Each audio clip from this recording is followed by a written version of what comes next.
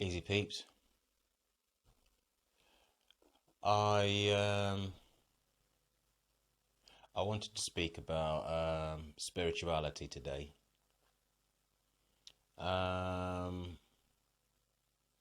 few years ago, I decided to start sort of regarding myself as spiritual. I started to you know you've probably seen yourself, since all this social media and stuff, and we're obviously all using, so many of us are using the internet a lot more. So many of us are doing a lot more research online and stuff, and we want to find things out, and there's a lot of things going on in the world today. You know, there's a lot of bad vibes. Let's put it that way.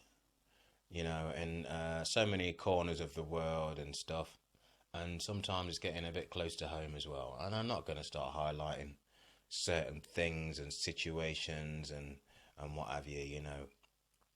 I don't. I've said before, I don't, as a rule, follow the media. But that said, it's not something that you can avoid every day of your life. If I go out and I go into shops, supermarkets, or whatever, you get your newsstands, you get your media. If as much as I don't own a TV and I don't watch TV as a rule myself, it doesn't mean that I go out of my way to avoid television. You know, I don't follow the media, but it doesn't mean that I go out of my way to avoid the media. Every now and then I will pick up a newspaper and I will have a bit of a flick through it and what have you. I will have a bit of a flick through what's happening, online or whatever. But it's not. It's no surprise that, or it should come as no surprise, I should say, to most of us now. There's always something in the news about something happening around the world. Bad vibes and stuff. Violence and hate and all this kind of stuff. People warring with each other and so on. And a few years ago, when I made a decision that I was going to, cut out the media. I wanted to distance myself from what was happening, what was being fed to me on a daily basis through the media. I wanted to distance myself from it. I wanted to try, in all fairness, to clear my mind. Rather than being, at the end of the day, our everyday lives, let's face facts. Our everyday lives, we're presented with dramas of some kind or another, whether it's in your own home, whether it's at your workplace, whether it's just walking down the street, whatever. We do get our own fair share of dramas at the end of the day. And, so for me personally, I wanted to be like, well, you know what? I have no need for the media in my life right now. So I made this choice. I made this decision to reduce how much of the media was involved in my life. And one of the reasons for it was because I started to really actually understand what it meant to be spiritual.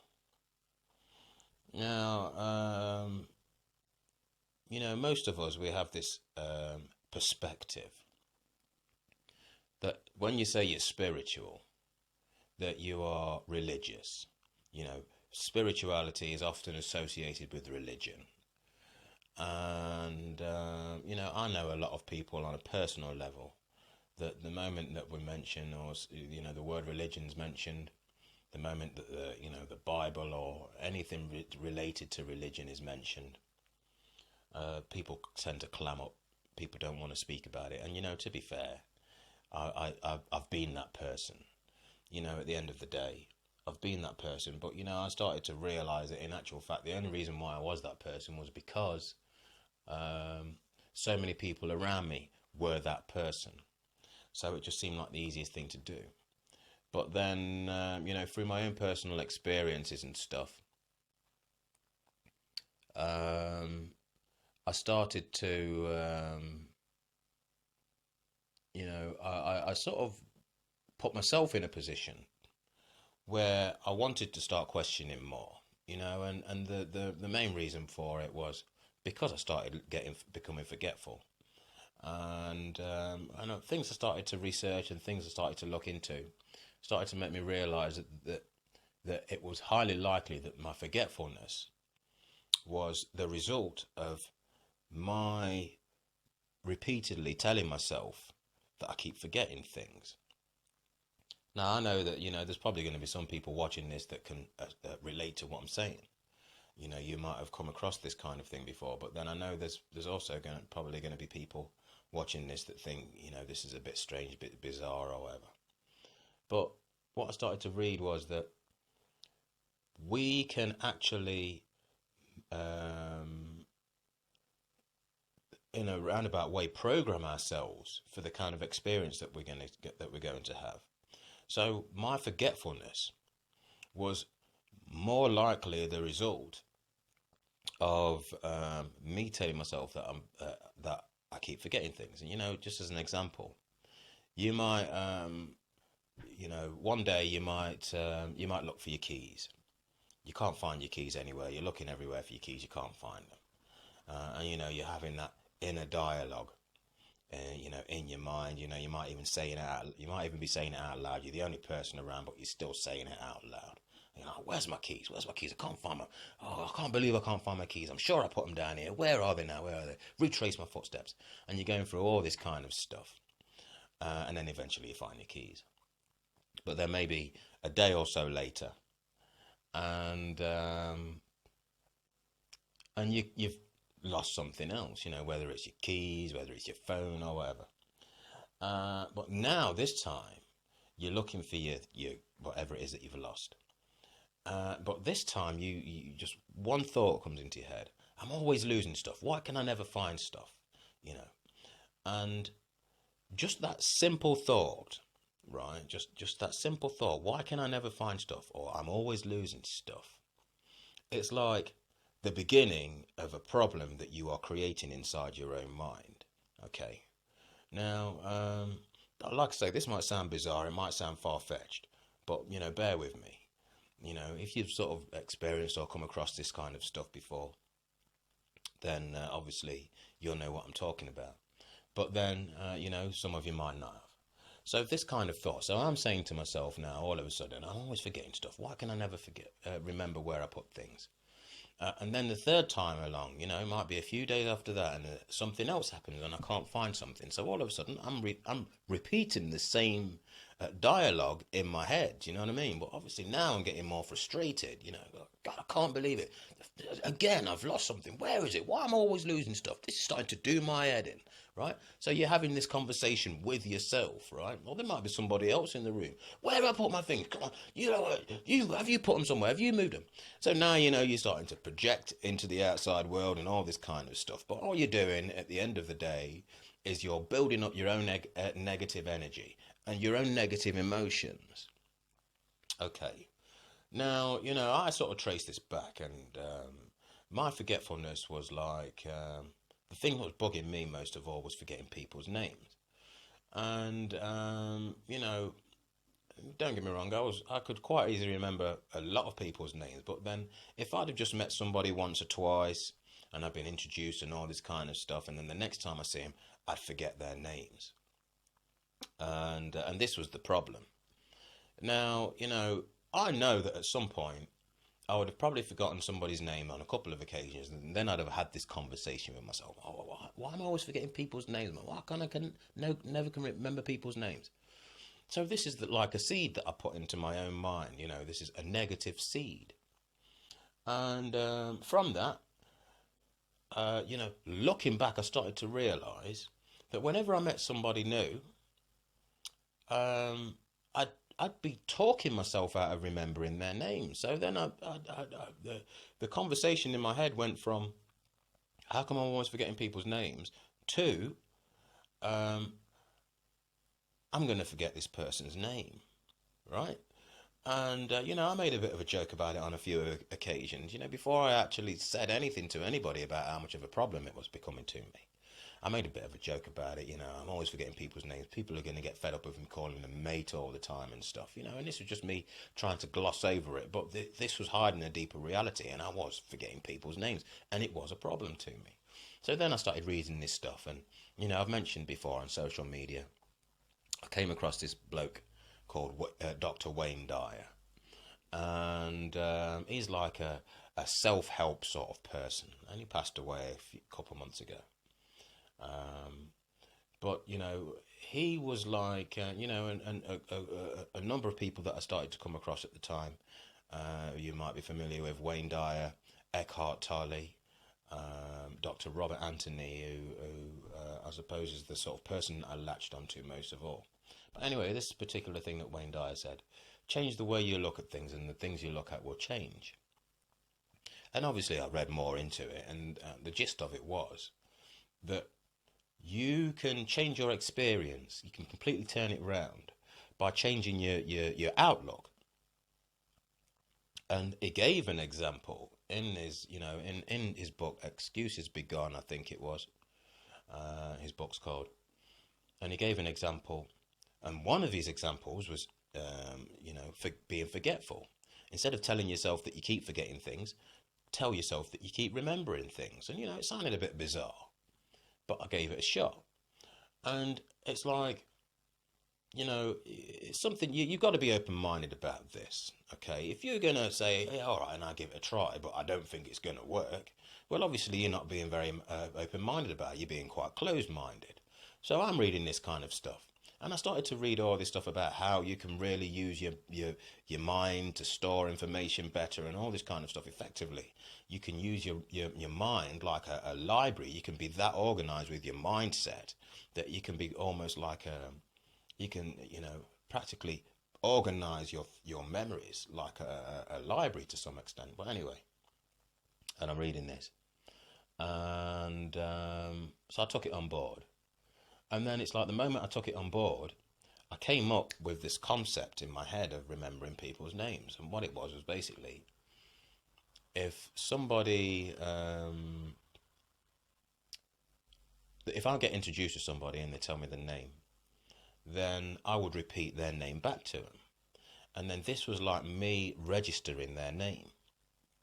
I ain't gonna lie, do you know what I mean? I'll be straight. At the end of the day, I at one point this forgetfulness was a problem to me, but now it's not. You know what I mean? And I'm not saying that now I remember everything. I'm like Norris McWhirter. You know what I mean? And not in the least. I remember more names than I forget. I remember more things than I forget. But the forgetfulness might still occur every now and then. But the point is that at this time when I started to read all of this stuff,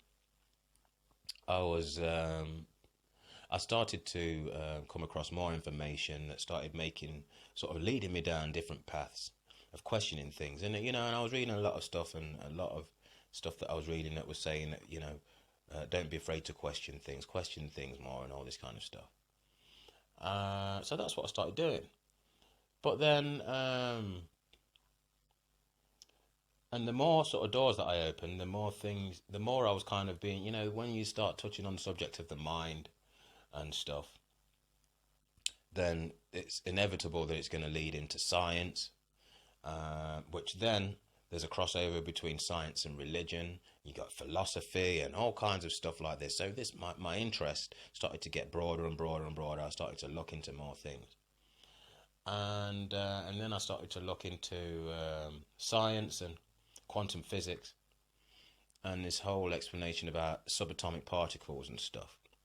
And then in my own sort of head, I had this realization that if, again, something you might already know of, that everything, when examined closely, everything is made up of these subatomic particles, particles smaller than an atom. And all these particles bind together to create our reality. So it doesn't matter what it is, your own physical self, it could be absolutely anything. And all these particles make our actual reality. So for me, this was like a realization that in actual fact, we are incapable of seeing true reality, because obviously we look at something and we see it as a physical object, but in actual fact, science has proven that it isn't actually a physical object. It's particles that make it look like an object. So this sort of dissolves our whole physical being and our whole physical makeup. You know, if you look under a microscope and you see particles that make an object look real and solid, then you've also got to take into account that the everything that you are utilizing to look at these particles is also made up of particles. You know, your own physical self, your eye, is made up of these particles. So nothing about you, nothing about this, the whole science experiment is actually real. It's just a chunk of particles. So, you know, and then from that, you know, myself, I started to break it down even further. Well, if that's all particles, that means my brain and everything about me is particles. That means that my thoughts are actually as real as my physical experience, you know, and that sounds like bizarre. It may sound bizarre to some, but, you know, even my dreams are as real as my physical experience. But then obviously your dreams are all inside your head. It's all inside your thoughts and inside your mind. All your thoughts are up here. You don't actually see them in reality. But, you know, if you, you know, then what I started to read into was, the more I started to read into, this is what started opening the door towards spirituality, because it's like, well, all right then. And as far as I'm concerned, you know, I accept that our physical reality is just it's an element. It's not okay. It's our experience and all the rest of it, and it seems pretty real.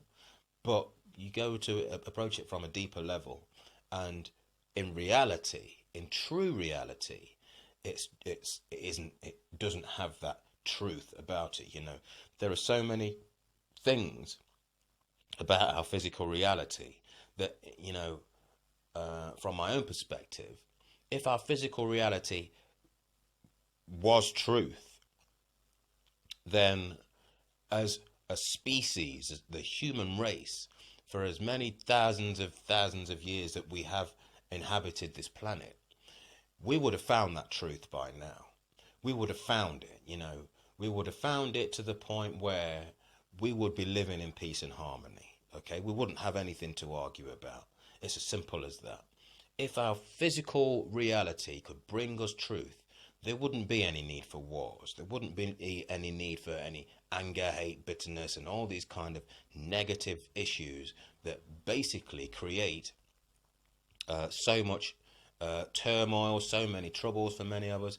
You know, we wouldn't have a reason to have a disagreement, because for me, true reality would be undisputed. You know, and this is where I come to the conclusion that there's so many people that have got different ideas on truth. You know, so it's like you look at religions, for example, and one religion says their practice is the truth. Excuse me. One religion says their practice is truth. Another religion says no, theirs is the truth. And then this philosophy says this is right. This science says that's right. And this history book says this is what happened. That history book says this is what happened. So humanity, you know, what we tend to do is we want to own. It's kind of like we want to own the rights to truth, and we, as of yet, we haven't found the actual truth. You know, we haven't found that singularity that we can say, yeah, okay, that everybody agrees and says, yeah, it undisputed, right? Now, for me personally, the undisputed truth is the one that you can't speak of. The moment you try to put truth into words, you lose truth. Your truth becomes your perspective or your perception of truth. It's how you see it. So in actual fact, if I wanted to sit here now and speak ultimate truth, you know, ultimate truth beyond question, the moment it comes out of my mouth, the moment I utter words, it's questionable, okay? Because it doesn't matter who's questioning it. It doesn't matter what age, what kind of level of intelligence this person is. It doesn't matter where this person's come from in the world. None of it matters. The moment I utter a word, it becomes questionable.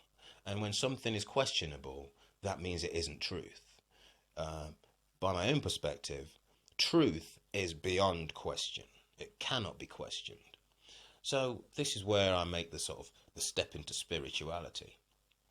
And spirituality for me is basically my accepting the fact that, as you see me as a physical human being, this isn't all that there is to me.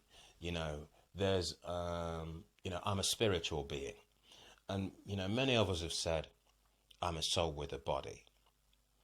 And, and I've had many conversations with people that have said this, and I myself have been saying it for a long time before I actually decided to accept that I am a spiritual being. I'm a soul inside a human body. I'm a soul having a human experience or whatever. And, maybe I said it in the past just because I heard other people saying it, you know what I mean? But, when I started to question things, once I'd come to this point of seeing that physical reality couldn't present me with truth. It could offer me guidance, but it couldn't present me with ultimate truth. I had to go beyond physical reality. And the only way that you can really actually go beyond physical reality is to question yourself. So you have to change your focus and your outlook into an in-look. So you have to look within yourself. And,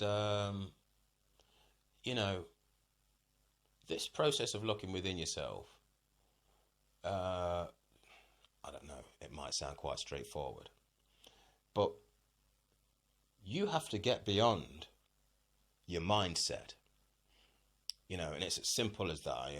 To me, it is as simple as that. You have to get beyond your mindset. And what I mean by that is, I'm 43 years old, and so with that in mind, I spent the last 43 years developing this mindset, and my environment has introduced so many things to me. I've taken so many things on board. I've accepted so many things and taken them into my mindset to create the personality that I am.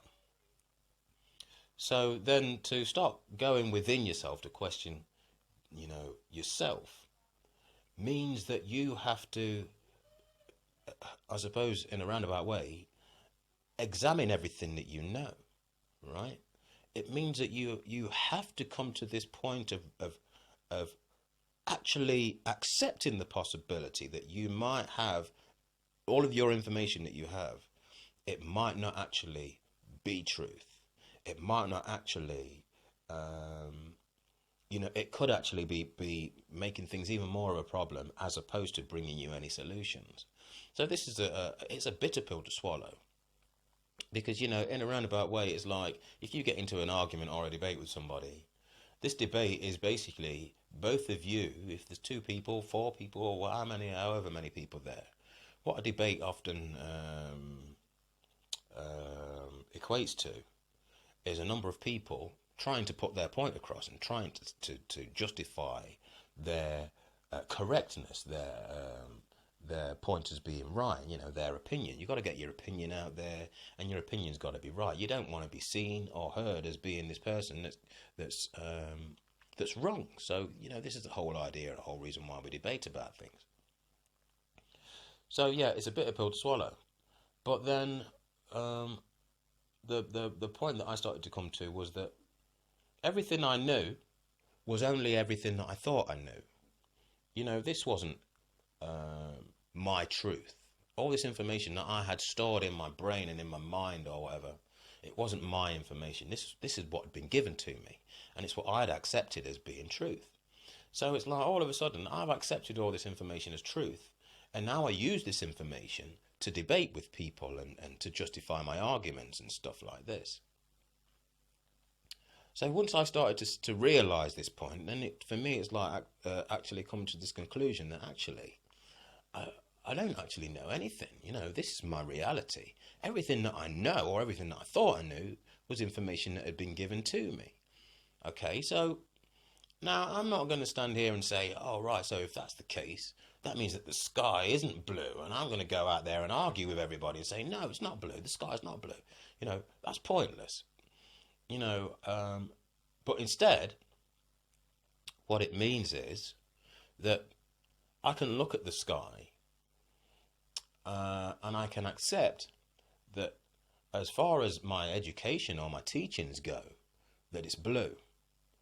But that doesn't necessarily mean that this is what I have to accept and believe in. Okay? I can utilize this information as a means of communication. But that doesn't mean that I have to take this as being my truth. Because you look at the sky, and everything that you see when you look at the sky is information that you've been given. If, look at it like this. If you look up and you see the sky, and that's what it truly is, then you wouldn't need anybody to tell you. Okay? You wouldn't need somebody to say to you, that's the sky. We go through this education process when we're young and, we're infants, toddlers or whatever, and it's like A is for apple, B is for ball, C is for cat, D is for dog, blah, blah, blah. And the whole process is like, you're shown an image, you're told what it is. You start off with 2-3 letter words, and then you start building up your vocabulary with more and more words. So initially, everything that you learn is through an image. You're shown an image, you're told what the image is. You're given a sound that later on represents that image. In the beginning it doesn't. And you're like 2-3 years old or whatever. Your parents or whatever are saying, ball, ball. You don't look at the ball and think, oh, that must be a ball then.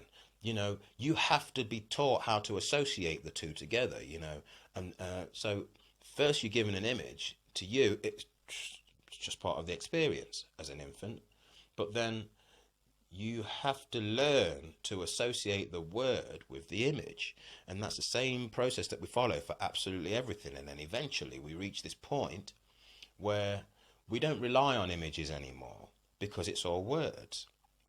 So it's like, all of a sudden, or I say all of a sudden, over a period of a few years or whatever, the images are taken away from us and they've been replaced with words. Okay? So, and it's the same, like I say, going back to the sky. So you don't look up as an infant. If you look up at the sky and it is actually the sky, without a shadow of a doubt, that's the sky, okay? If that was the case, then you wouldn't need anybody to tell you, because you'd already have that information stored in your mind, in your brain. You'd have access to that information from the moment that you're born. You wouldn't. I'm not saying on your first day of birth you're going to look around and say, oh, people, hospital. I'm not saying that. Obviously your muscles develop, you learn to control your muscles and stuff, but you wouldn't need to be told what anything is. If everything is what it is, what we're told it is, then you wouldn't need to be told that that's what it is what I'm trying to say. So, all of a sudden now I'm starting to see that actually, I don't know what anything is in reality. I know what I've been told what it is. I know I can communicate with people who say that's what it is, but that doesn't mean that that's what it is. So in reality, it's still a mystery, but then you go even deeper than that. What's a mystery? Do you know what I'm saying? Where do you stop with this sort of examining? It's like you suddenly realize that every question that you have is another question. The answer to it is another question, and before you know it, you could be questioning for the till the dawn of time. It's like, how deep is the rabbit hole? But what we often do, or what we're taught to do in science and stuff, is if you want to find something out, then you have to cut it open, you have to dissect it, you have to break it down, you have to chop it up, and you have to try and figure out stuff like this. And this is how we work our history. Oh, okay, we'll dig up rocks and stuff, we'll pull out a few fossils and we'll brush them off and all this kind of stuff, and we'll come to some kind of conclusion, But, you look at it from another perspective. If you slice me in half, you're not going to find a fetus.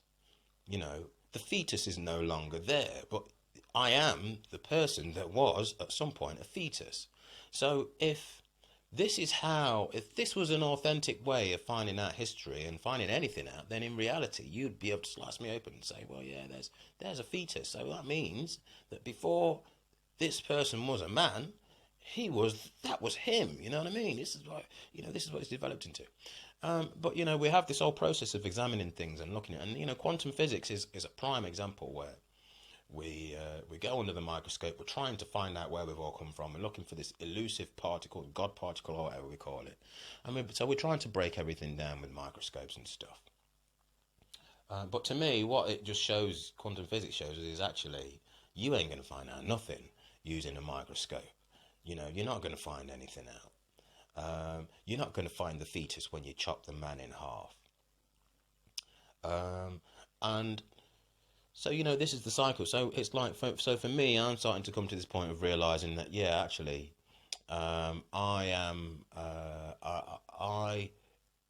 it benefits me to see myself as a spiritual human being, a spiritual being. And then, back to this whole soul with a body thing. So, yeah, I was saying at one point, I'm a soul inside a body. But then it was just words, because what I was actually doing was still, despite the fact that I was saying this, I was still presenting myself and thinking of myself as being a human being. So this whole soul inside a body thing, yeah, it sounded cool and everything, but I never really meant it. Do you know what I'm saying? It was just something that I was saying. So now all of a sudden I start to understand what it means to be a soul inside a human body, and I can give you my own explanations and stuff. But I know that there's going to be so many people that have got different ways of looking at it. But ultimately, for me, my soul is it's my spiritual self. So again, if you slice me open, you're not going to see my soul, okay? Because, as I said before, when it comes to science, it's proven that physical reality in truth it's non-existent. So we've got to go further. We've got to go deeper. And have you ever heard somebody say something? And and I realise now, to be fair, that the past few years I've spent going beneath the surface. It's like, how deep is the rabbit hole? And what I found myself is that in actual fact, you have to come to a point of realising that the more you question, the deeper you go, and you never stop going deep, right? It's like, but in actual fact, you're not going any deeper. You just gone beneath the surface, and now you're going round and round in circles. You just don't realise it. So for me, it was like, have you ever, you might have been in a situation where, and I've experienced this on social media and stuff, and people have said it to me and stuff, where I've said something in particular, and they've said, that's pretty deep, that is. And, and I've said it myself to people in the past, that's deep, that is. But then I started to think, well, actually, what's the alternative? What is the alternative? We say this it's one of those things that we say without thinking about it. That's deep. But the alternative is obviously shallow, so in reality, that kind of says it all. It speaks volumes about where our minds are at most of the time. We are, as a species, quite shallow.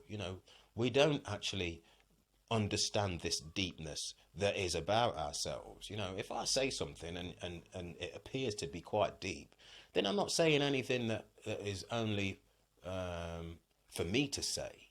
I'm not saying anything that anybody can't say. Anything that I do say, anybody can say, because I'm only saying these things because I've made that step towards questioning myself. And I've made this kind of step towards seeing beyond my education and all this information that I've been given. So it's like, yeah, we say, yeah, that's deep, that is. But the alternative is, like I say, shallow. We scratch the surface. The problem is that all of our problems are shallow. They are on the surface. So, to go beyond our surface problems, the best thing to do is go deep.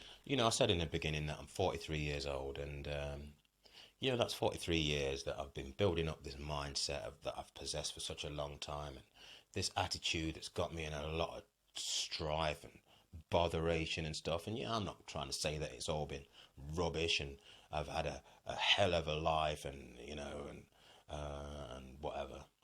Um, I've had my experiences, I've had my ups and downs, you know what I'm saying? But it's like,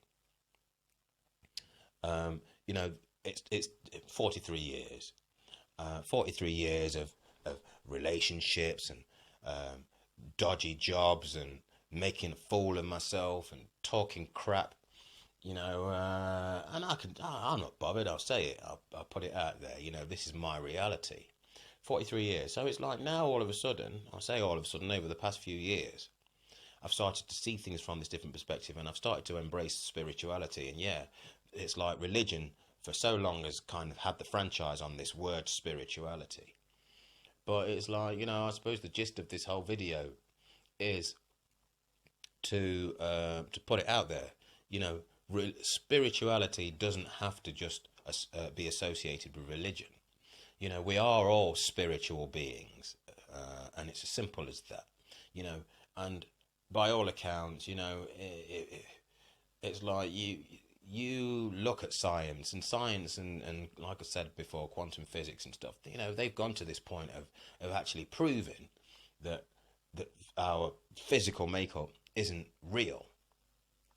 So to go beyond our physical makeup and our physical body is to like say, well, actually, yeah, okay, this is where the whole soul inside a body thing comes into it. It's like there's a knowing within each and every one of us that is beyond our physical self. There's a knowing within each and every one of us that's beyond our thoughts. You have a thought, you are the observer of that thought. But it's like you're not the observer in your physical self. You use your eyes to see what's before you and stuff like that. But when you close your eyes, where are these images coming from? What are you actually looking at? If you imagine something, you see a picture in your mind or whatever. If your physical self and your physical being is all that there is to you, when you close your eyes, how are you able to see these pictures? I suppose at one point in my life I might have said, well, I can see because it's like an imprint of what I saw when I had my eyes open. But then if you close your eyes and you see something that isn't before you when you're opening your eyes, you might imagine a pink Cadillac. And there's not a pink Cadillac in your living room. You close your eyes and you suddenly see a pink Cadillac. So where's the pink Cadillac? Do you know what I'm saying? How can you see this pink Cadillac? You're not seeing it with these two eyes. And you can't escape from that fact. So who or what about you is observing this pink Cadillac? I look at this whole experience that we're having now, and mental health, and I will speak a lot about mental health. It's a big thing to me, because I realise from my own experience and stuff that there's so much that we just have no idea about. We don't know. And I think we're at a point where it's time that we actually started to pay more attention, and we started to look into it more for ourselves. Because the more we become aware of mental health, the more we start to change our experience as a whole. The more we start to truly understand why we suffer so much and why we have these experiences that we have. It's not necessary. We don't have to go through all of this that we go through. It's just not necessary at all. So, my whole focus is pointed towards mental health and the way that we use our minds, or as I've said before in another video, our access to the mind. The more we start to understand this, the more we start to realize why it is you can see that pink Cadillac when you close your eyes, how this is possible, the more we start to truly understand what it means to be a soul inside a human body. But that doesn't mean, like I said before, you chop me open, you'll see my soul. It's just a manner of speaking. My physical body is like the transportation for my soul, but that doesn't mean that my soul is like an alien inside this body, like on Men in Black, where something operating me from a joystick in my brain box or something. You know, I'm not talking about that. When I speak of spirituality, this is where I'm speaking of the non-physical. So it's like to understand spirituality from my own perspective, it's like to accept that there is a reality beyond our physical reality. And the thing is, for me, that once I started to accept this, I also started to accept that, in truth, this reality beyond our physical reality, it it can be limitless. There's no telling where it can go or how it can be presented to us. We know, a lot of us are known, or we know people, or we come across it through media or whatever, psychics, mediums, clairvoyants, and people who demonstrate all these sort of extrasensory gifts, which to me are people that have this ability to see these different spiritual dimensions. So, beyond our physical dimension, we have a multitude of different dimensions, making us multidimensional beings. We only see things the way that we see things because this is how we've learned to see things. And most of us will be aware of this idea that as infants, so many of us have the ability to, we have invisible friends and stuff like this, which in many cases turns out to be an actual, the child communicating with, for want of a better word, a ghost or a spirit, however you want to say it. But then as we grow and we start to learn to leave these habits behind and stuff, should I say, we start to learn to leave these, this focus and this ability to see, we start to learn to distance ourselves from it and stuff. But this all points towards the fact that we are multidimensional beings, and we do have these capabilities that reach far beyond our physical experience. Science has been trying to disprove this for so long, but it's coming to the point where science is starting to accept that actually, we can't really go further than this. People have been saying this for thousands of years, biblical times, this whole experience of Jesus in the Bible and stuff. And you look at all of these different religions and philosophies, and so many of them point towards this idea that we are multidimensional beings. And so many of the great minds throughout our time and through the past few thousand years or whatever have spoken of this this awareness that is beyond our physical experience. And in reality, this is how we have all these inventions, and this is how we manage to create this reality for this experience that we have. It's beyond our physical experience. But going back to what I was saying earlier about there's so much turmoil and troubles and fighting and warring and stuff in the world. All of this is the result of our thinking that our physical reality is all that there is. So, in thinking that this all is all that there is, we try to contain it and to own it. We need to take ownership of it, because having this ownership, it adds value to us. It gives us something that we don't believe we have already, and this something that we think we don't have is depth.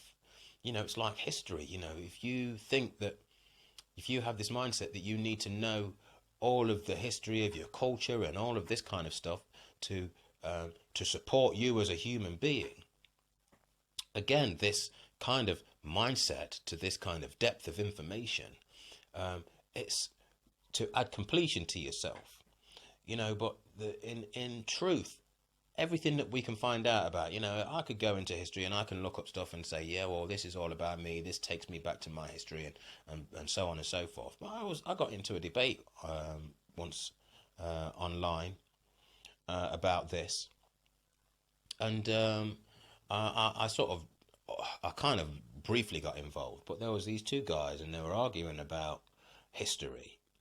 And about their history. So they were both arguing about their history, which was supposed to be a shared history. But they were both trying to say one was right and one was wrong. So then it's, I'm like looking at the situation and thinking, well, actually, you both think that you're both trying to tell each other whose history is correct. One's trying to say to the other, everything that I've learned is correct about you. What you've learned about yourself is wrong. And then the other person's trying to say everything I've learned about you is correct and what you've learned about yourself is wrong. And they were getting quite a heated argument, and they started name calling and all this kind of stuff. But it's just made me realise that actually, yeah, you think about it. The history books, it doesn't matter what the history books contain. It doesn't matter what kind of culture or whatever it's all about. It's all been written by other people. It's all been written by other people's perspectives and stuff like this. And I'm not saying we should dismiss it all. What I'm trying to say, though, is our true depth is beyond what's written in a book. It's an inner knowing. It's a knowing from a soul perspective. So for me to be a spiritual being, this is my completing, it's me being complete from inside out. It means that I don't have to search all of these places. I don't have to go to all these places to find anything about who I am. Yeah, I can find stuff about my culture, and I can find stuff about my family history and all this kind of stuff, but that's not related to who I am. It's related to my experience. The truth of who I am, this information is within me. This is where being spiritual comes into it. So, like I say, to summarize, this was me choosing to regard myself as a spiritual being. This is like, for me, a step towards freedom, because what I realize in accepting this spirituality is that this is the same experience for every single one of us. Whether it's animate or inanimate, whether it's human or animal, whatever, it doesn't make any difference. Whether it's a rock, stone, whether it's the water, whether it's the sky, whether it's a bird in the sky, doesn't matter. We all have this spiritual side to us.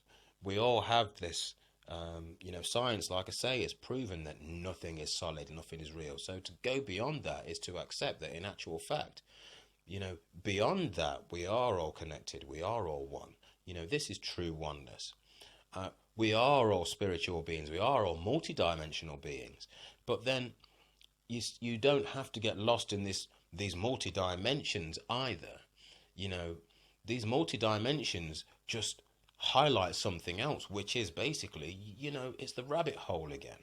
You could be a clairvoyant, you could be a psychic, you could be a medium, you could be this, you could be that, you could be the other. You speak to one psychic sees things this way, another psychic sees things that way. One medium will say this, another medium will say that. One clairvoyant will say this, another clairvoyant will say that. And it's all these different perspectives, all these different avenues, all these different ways of seeing things, all these different dimensions. And these dimensions are all affected by the choices that we make in our physical experience. They're all affected by so many things. The way we think, the way we focus, the energy that we possess, the energy that we put out there, all of these things affect have an overall effect over our experience in all of these different dimensions. This is my perspective. But ultimately, we are spiritual beings, multidimensional spiritual beings. We all have this ability to be psychics, mediums, clairvoyants, blah, blah, blah, whatever. We all have these abilities to see beyond this physical experience. And ultimately, this seeing beyond this physical experience and accepting that in truth, there are infinite possibilities that lie ahead of us, infinite possibilities that lie within us. Whatever you see out there is the same as within you. You will see further by looking within you and by focusing and shutting your mind off and going into meditation than you could possibly ever see through a microscope or through a telescope or whatever. You can see this depth through self-examination, by removing the layers and basically stepping aside from your belief systems. All of the things that you've chosen to believe in. And a belief, it doesn't matter whether you see it as something that you like or something that you dislike. It makes no difference. It's still a belief. It still creates layers within your mind that limits your ability to see beyond the your physical experience. You know, when you first sit down and you start to question yourself, you know, speaking from experience again, you start to realize how tumultuous your mind is. You know, the thoughts that go around in your head. You know, it's like 1 minute you're thinking about this, the next second you're thinking about that. Seconds later you're thinking about this. Seconds later you're thinking about that, and it, you know, more often than not, the things that you're actually thinking about is rubbish. You're thinking about garbage. You're thinking about stuff that doesn't actually really even matter. You're thinking about conversations that you might have tomorrow. You know, if you've had an angry exchange today, then you're having an angry exchange in your mind with this person. You know, because you've suddenly realised that there are things that you wish you'd have said, but you didn't say them at the time. So now you're creating this whole scenario in your head about this exchange. But then you might have a pleasant exchange with somebody, you know, in your head. You might be thinking about what you're going to have for dinner a week on Saturday, or what you had for dinner yesterday. You know, it doesn't make any difference. You might be thinking about something that happened 10 years ago. You know, I don't know why I'm pointing behind me, but you get the idea. So, you know, this is the how, you know, our minds, we get all this information, we take it on board. You know, like I was talking about earlier about being forgetful. We don't actually learn how to store information. We just see everything, we take it on board, it becomes a memory. Something else, take it on board, it becomes a memory. Take it on board, it becomes a memory. It's like um, having a washing machine full of whites and then putting a red sock in there, right? You know, uh, all of a sudden everything gets coloured with that red sock. So if you have, uh,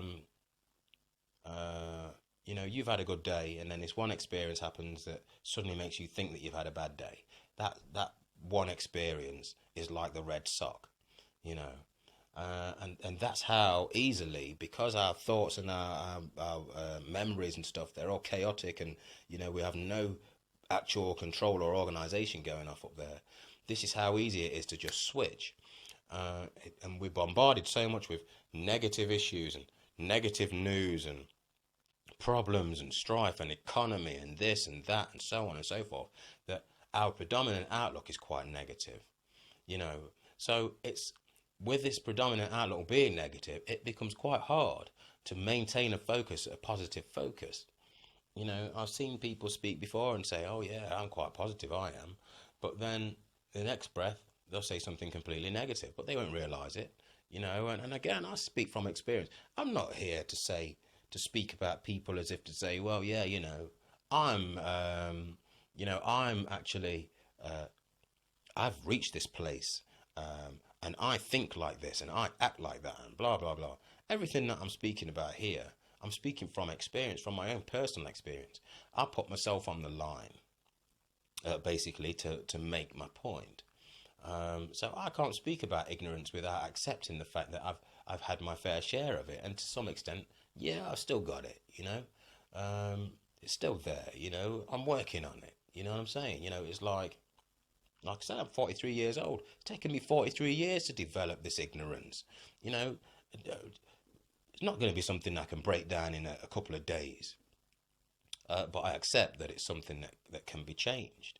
But first of all, it means that I've got to really start looking at everything that I have actually attached myself to, and things that I actually believe in.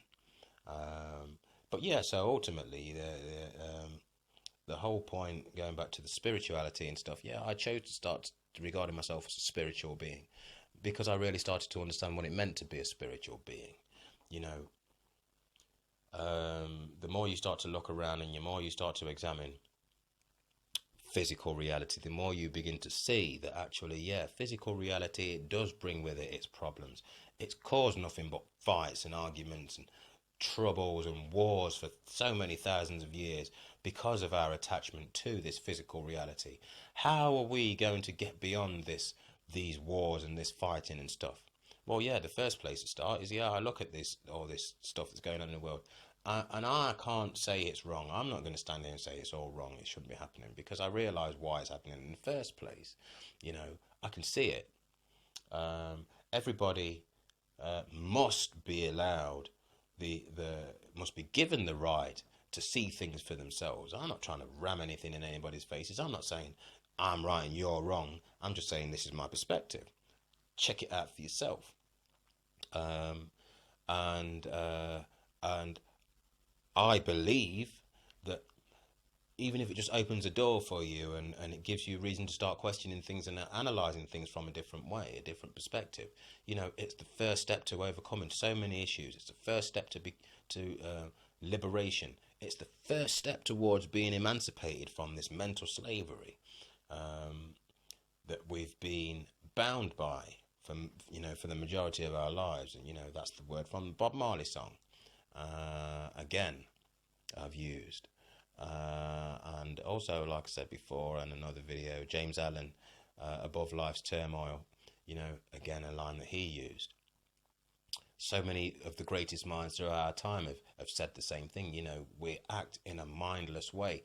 Our actions are actually the way that we put ourselves out there in the world, the way that we interact with our environment and the world itself is quite insane.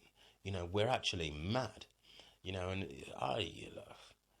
I call these these videos Madman Productions, because at one point I'd have seen this as being mad. This would have been madness if I'd have seen somebody doing this kind of thing. I'm sat in my home, I'm sat in my room on my own. I've set up my camcorder to record me talking. That's, by all accounts, that seems like a crazy thing to do, but I don't feel crazy about doing it. This doesn't seem like a crazy thing to me. I look on YouTube now and I see all kinds of people doing all kinds of stuff. The modern thing where humour's concerned today is to ridicule people in public. It's just a sign of the times, but it's like, that's other people's thing. This is my thing. It's like, well, all right then, I'd sooner just sit down in front of the camera, see how long I can jabber on for, and see where I go with it, basically. But I will have a subject. I don't write anything down. I'll give myself a subject, which today, like I said, was spirituality. But anyway, I'm going to conclude at that point. Leave it there. Got any comments? If you want to speak to me about it, let's have open discussions and stuff. Let's not be afraid to question things. Let's seek for this freedom within us. It's not out there. I know that for me to be free, I don't want to be looking out there. I know that for me to find peace, I don't want to approach anybody else for it and say, listen, I want peace, so shut up. That don't make sense to me, because the first person you tell shut up, they're going to open their mouth. They're going to start running it up. They want to argue. You ain't going to find peace by telling people to shut up. You have to find peace by learning to shut up yourself. You have to, if the world's going to become more loving, then you have to become more loving, regardless of what the world throws at you. And people have been saying this for thousands of years. You can go back through biblical times. You can come through the centuries, through the past, even the past few decades. You listen to quite a few songs and stuff, and a lot of artists that have said, love is all we need. When the power of love overcomes the love of power, then we will know peace, or whatever it was that Hendrix said. These are all things that people have been saying for so long. Gandhi and his approach and stuff. Buddha. And like I say, you can dip back through history, you can come back to the present day and stuff. It doesn't matter where you go, you'll find these people that say things, but they're few and far between. And it's like, because we are so attached to being angry and negative and believing that we've been wrong for so many thousand years, and okay, we might have had past experiences that weren't great or whatever, but let's face facts.